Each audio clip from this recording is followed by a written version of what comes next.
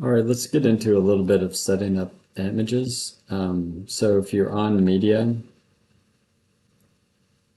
you can hit this plus sign in whatever view you're in. So let's just set up something else. Maybe I want it to be about, this piece right here.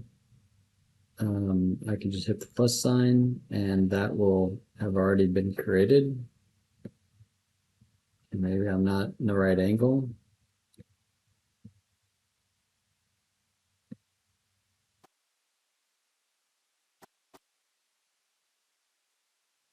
Somewhere right there. Then I'm just going to hit this update and that'll hit. So if I go back to something, and I go back to this image. It's not a great image anyway, but you get the idea. I can do other things.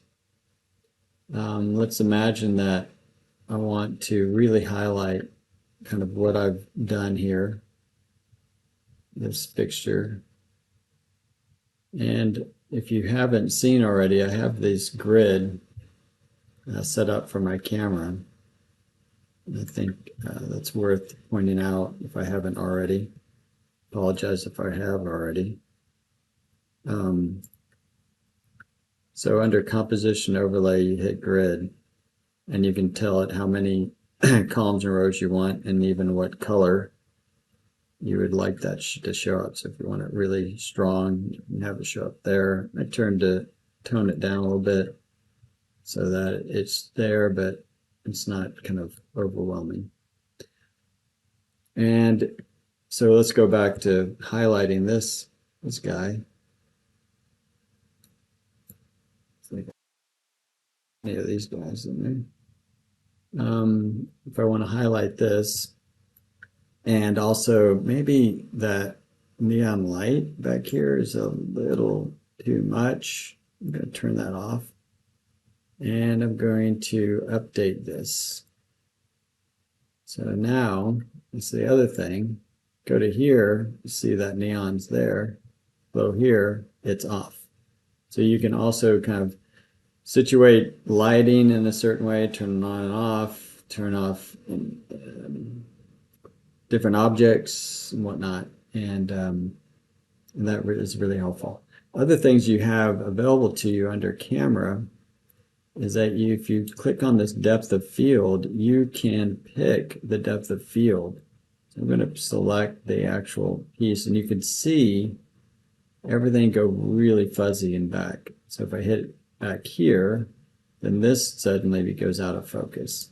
So this can be another way for you to really, really show off, kind of what you've been up to. So I'm going to hit 1 and just get a little closer. Really try to accent this idea of depth of field. And I'm going to update that.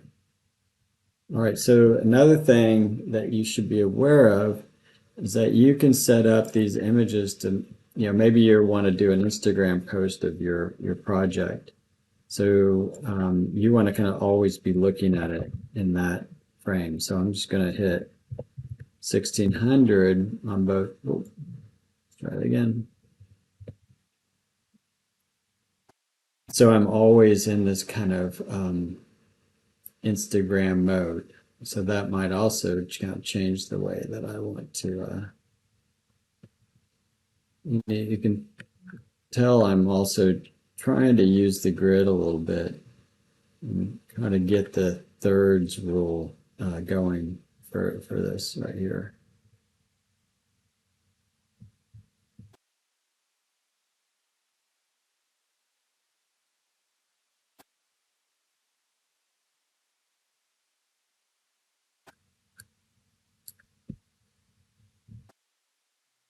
Somewhere, I think I'm gonna land in there. Gonna update that. Okay, so then again, I can go from one image, let's say is a vertical shot. Let me go with that. Maybe pick the background to be what's in focus. and update that into something that's more Instagram ready, to something that's just kind of really high. I need to deselect that. Yeah, there we go. Something that's doing the depth of field, really highlighting this thing. All right, so that's a little bit about camera. Now, how do I get these images out? Well, you're going to go under Export. You're going to select what images you want to export, maybe all of them. And then you're going to decide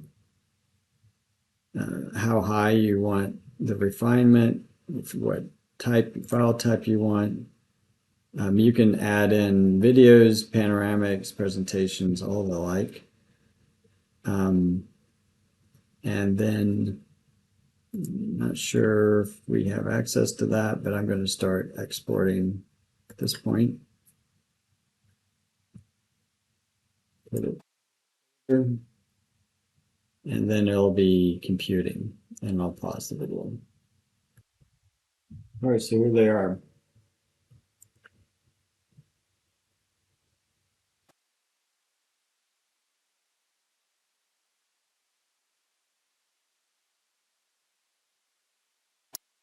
Good.